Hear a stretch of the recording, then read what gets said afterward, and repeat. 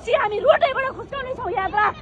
होइन भने नेकपा एमालेको अध्यक्ष पूर्व प्रधानमन्त्रीलाई निस्वार्थ रिहाई गरेको हुनुपर्छ आज बेलुकाभरिमा।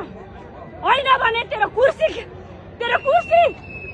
कसले ल्याएको नेकपा एमालेका कार्यकर्ताले राख्नेछन्, यो लेखेर राख। आज त मात्रै प्रधानमन्त्री होइनस्, प्रधानमन्त्री विभिन्न कति सालदेखिका प्रधानमन्त्री भएका ठाउँमा गोली चलेको छ, विभिन्न मान्छे मरेका छन्। सबै प्रधानमन्त्रीहरूलाई किल्याएर छानबिन गर। होइन भने कानुनको कुनै पनि दफामा नभएको असंवैधानिक कार्की आयोग तुरन्त खारेज गर।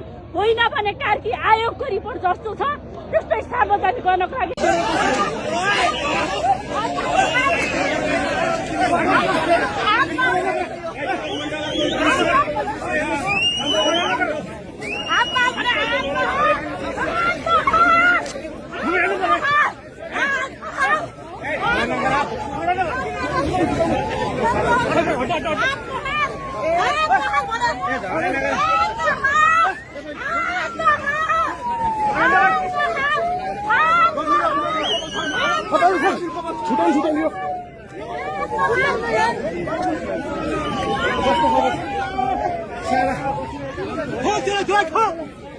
Ho,